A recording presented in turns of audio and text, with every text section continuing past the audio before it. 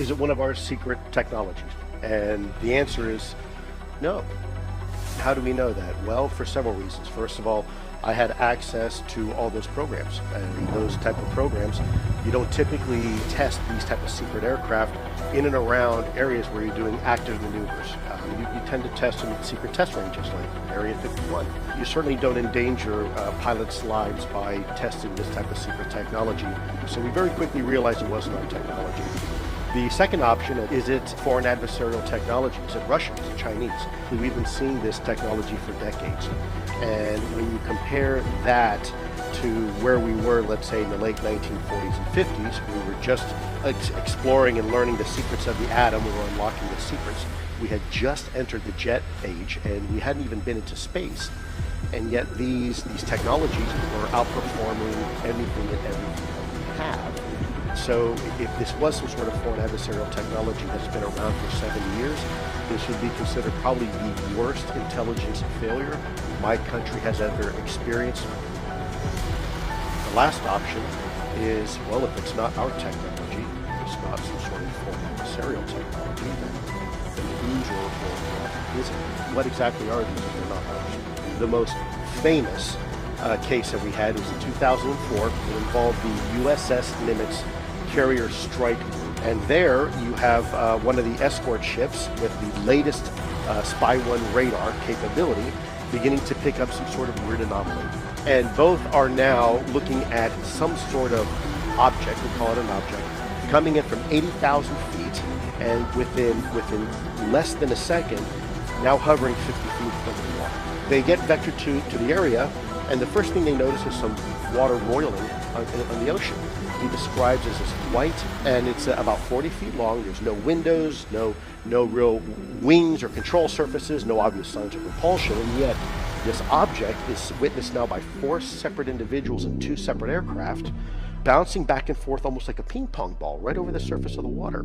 So as he goes down and to take a closer look at this, all of a sudden this thing begins to react. As Commander Fravors coming in for a better look, this thing begins to maintain its distance, and all of a sudden, like that, it's gone. It absolutely disappears over the horizon within about a second. Now, what's even more scary, which is in about 5 seconds afterwards, this object now is picked up once again on radar 60 miles away. When you look at this video, a couple things to the trained eye you'll begin to notice. First of all, is the telemetry that you see on the screen is altitude. Now, when an aircraft banks 90 degrees, you hear what they say, wow, this is compelling and the thing is rotating. Well, not only is it rotating, but it's not losing lift. So aircraft that have wings, whenever you're going to do a bank, you're going to turn, when you do that, you lose lift and you lose altitude. And yet this is not losing altitude. And as you hear them say, it's going 120 knots against the wind, right? So they're all going against the wind. The wind's 120 knots from the west. We're not talking about a balloon. At 25,000 feet, we're not talking about a quadcopter or a drone. And we're not talking about an aircraft. And if you look at that, it doesn't really look like an aircraft, does it? It looks peculiar. It looks almost like a top. And then furthermore, what you don't see on the video, what you hear in the exasperation of the pilots, is that there's a whole fleet of them. There's a whole fleet of them. Look on the ASA. And so what's important to know here is sometimes not just what you see on screen, but it's the complete picture. And sometimes it's what you don't see, and also what you can hear. When you said there's a whole fleet of them, what did they look like? How were they maneuvering? What were they doing? What separates these from anything else that we have in our current inventory is quite simple. There's 5 observables that associate, when you look at something as a UAP, unidentified aerial phenomena, as being truly unique. That's instantaneous acceleration, hypersonic velocity, low observability, trans-medium travel, the ability to operate in multiple environments or domains, and last but not least, in the vernacular, would be anti-gravity. The ability to fly with no wings, control surfaces, no obvious signs of propulsion, even, frankly, not even a cockpit. Unfortunately, all I can say is that it is my belief that the United States is in possession of exotic material, and unfortunately, that's about all I can say at this time. Whether or not these are real, this is a fact. This is here, folks. The question is, what is it? where's it from, what is its intent, and what can or should we be doing about it. Imagine a technology that can do 600 to 700 G-forces, that can fly at 13,000 miles an hour, that can evade radar, and that can fly through air and water and possibly space. And oh, by the way, has no obvious signs of propulsion, no wings, no control surfaces, and yet still can defy the natural effects of Earth's gravity. That's precisely what we're seeing. There are really only three possibilities of what this could be.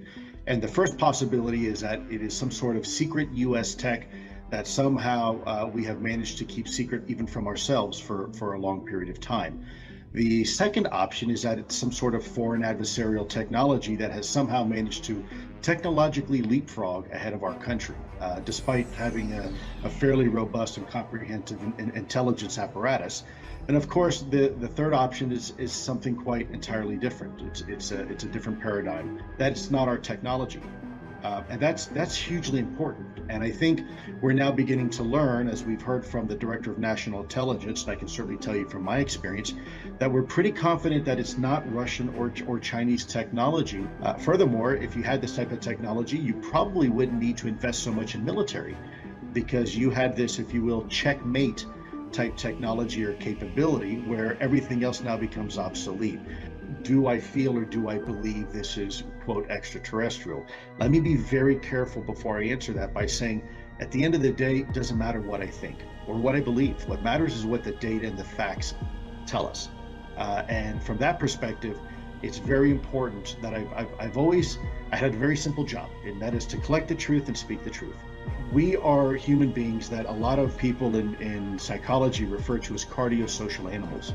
It means we look at things in extremes because for the first 9 months of our existence, we were in our mother's womb and we heard that binary heartbeat of our mother. And so we tend to look at the life, if you will, and our universe in that binary way. But in reality, universe and physics isn't binary. It's not binary at all. In fact, there's all sorts of options and opportunities of what this could be. Is it from here or is it from out there?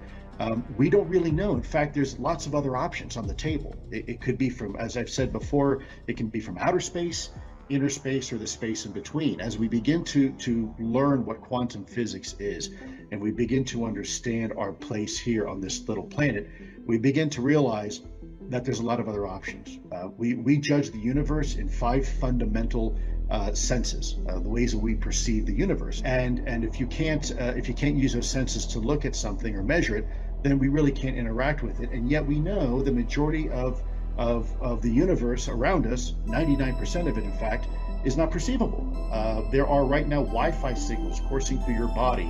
There's cosmic radiation coming in from the cosmos. There's neutrinos coming in from the sun. There's radar hitting you from the local airport.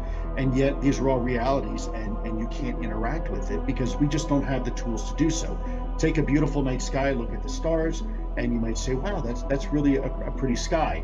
But if you now take a radio telescope and look at that same spot in the sky, all of a sudden you begin to see things that you couldn't see before. You see the ultraviolet, you see the infrared spectrum, you see nebula. So I guess my long-winded point to all this is that we must keep all options open. In December of 2017, the biggest news to hit ufology news revealed the $22 million 5-year Advanced Aviation Threat ID program. One of the biggest players in regards to modern-day advancements in UFO research is none other than Robert Bigelow. In 1987, he created Budget Suites Hotel until selling them in 2007 at a large profit before the housing crash. In 1994, he funded an organization called URC, made up of numerous UFO organizations, the likes of MUFON, CUFOS and FUFOR, to research UFOs and relay data back to him. In 1995, Bigelow created the National Institute for Discovery Science, NIDS, and a year later purchased Skinwalker Ranch in Utah for $200,000. In 1999, he created Bigelow Aerospace and supplies NASA with space pods. From 2007, he received $22 million in funding through Senator Harry Reid. From 2008 to 2009, he paid MUFON Star Team $627,000 for the first access information on UFO investigations. In 2010, Bigelow had the FAA refer UFO reports to Bigelow Aerospace, shortly after Bigelow pulls MUFON's funding. In a 2017 interview on the popular TV show 60 Minutes about the ET presence on Earth, from 2017 to current, Bigelow became a silent founder, partner of the Academy to the Stars. By now, you may have read the views of the pundits, conspiracy theorists and/or supporters of Tom DeLonge, the former singer with the band Blink-182, and his To the Stars Academy of Arts and Science. This was set up with the purpose of allowing researchers from all scientific disciplines to explore the outer edges of science and assorted exotic technologies. It's rather similar to an organization called the Foundation for Research into Extraterrestrial Encounters, FREE, which was co-founded with the astronaut, the late Dr. Edgar Mitchell. However, researcher John Ventra offers a different perspective. He suggests everything about DeLonge's venture points towards the billionaire Robert Bigelow and the Skinwalker Ranch. On Election Day 2016, John Kerry, the Russian Orthodox Pope, Buzz Aldrin and others were in the Antarctic on a mission. No announcement came as Hillary Clinton unexpectedly lost the election to Donald Trump. Was there a connection here between the mission, the 1946-47 Project High Jump, and a supposed secret German or perhaps alien base located in the Antarctic? Was disclosure now postponed until they could evaluate the new and unpredictable president? A year later, in December of 2017, the biggest news to hit ufology in years was revealed: the $22 million 5-year Advanced Aviation Threat ID program. The program was sponsored by Senate Majority Leader Harry Reid of Nevada. He based it on a UFO encounter with the USS Nimitz, involving the pilot and future Senator Ted Stevens, and the 2004 Navy pilot David Freya's testimony and video taken off the San Diego coast, showing an object apparently defying the laws of gravity and physics. Reid made 2 interesting comments in a televised interview with KLAS reporter George Knapp, which seems to just go over everyone's head. Reid said there were concerns about Satanism, and also anyone who thinks they have figured this out has no idea. These 2 comments are essential to John's digging a little deeper and his suspicion that there is more here than just aliens from space. In the June 2017 TV show 60 Minutes, Bigelow said, "There has been an existing presence, an ET presence on Earth, and I have spent millions and millions." Tom DeLonge goes on to say that we have advanced high-speed craft that can move through water and time, and that these people, scientists, are heroes fighting demons.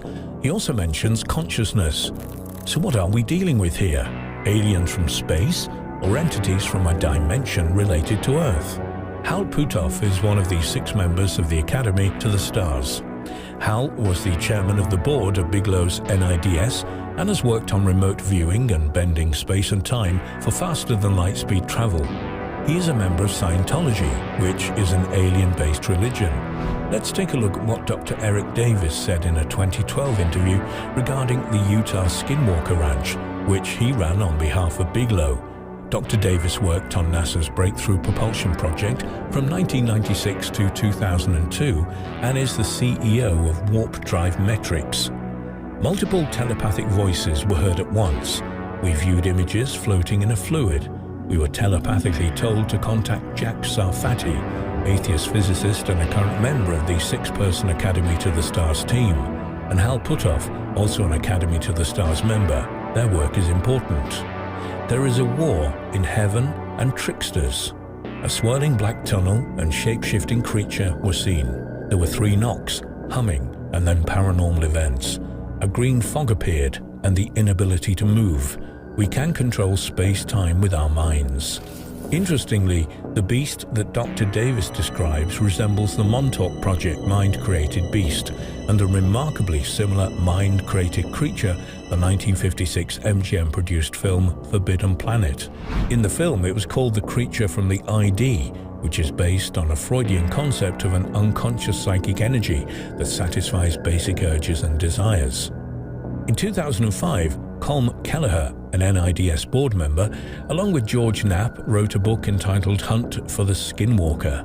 So far, No one has speculated that the technology that Tom DeLonghi refers to came from the Skinwalker portal. We speculate that it is the origin of this species. Let's take a look at the information and players regarding the Aviary mentioned in Richard Boylan's book. Again, you see many of the same people. The Aviary was a semi-official group of scientists and military intelligence agents with a common interest in UFOs, telepathy, remote viewing, parapsychology and similar concepts. All of these subjects fell under the purview of those who were members, especially the enigmatic Colonel John Alexander. Colonel Alexander is director of the Non-Lethal Weapons Department, Los Alamos, and has been reportedly involved in counterintelligence, remote viewing, psychic spies, psychotronic and mind control projects with military and security applications.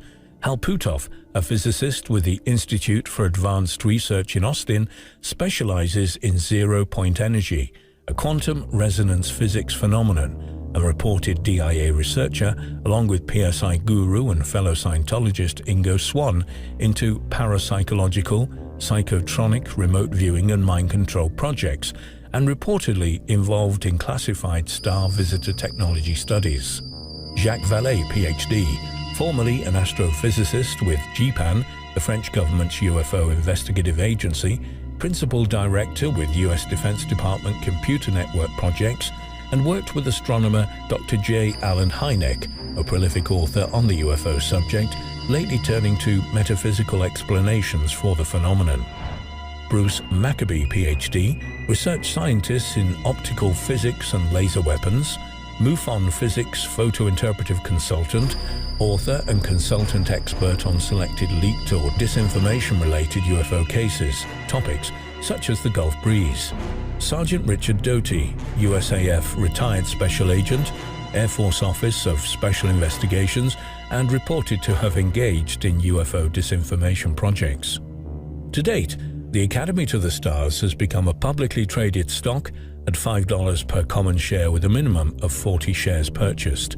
They have over 3,000 investors and have raised nearly $3 million, which frankly is not enough money to do much with, but much more money than MUFON ever amassed.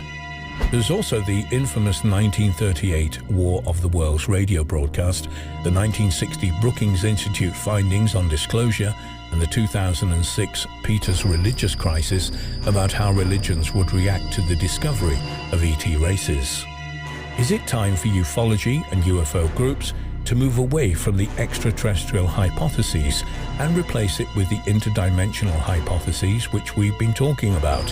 How embarrassing if aliens were never actually from space? What if ancient astronaut theorists and researchers are completely wrong? There may be aliens from space. There should be aliens from space. But more and more researchers are questioning that. What if they are interdimensional shapeshifters that have been around since before us? What if they really are skinwalkers? John suspects. Mr. Bigelow knows this. He keeps thinking of the Phil Klass curse, something that has stood the test of time. No matter how long you live, you will never know any more about UFOs than you know today. You will never know any more about what UFOs really are or where they come from. You will never know any more about what the US government really knows about UFOs than what you know today. As you lie on your own deathbed, you will be as mystified about UFOs as you are today, and you will remember this curse.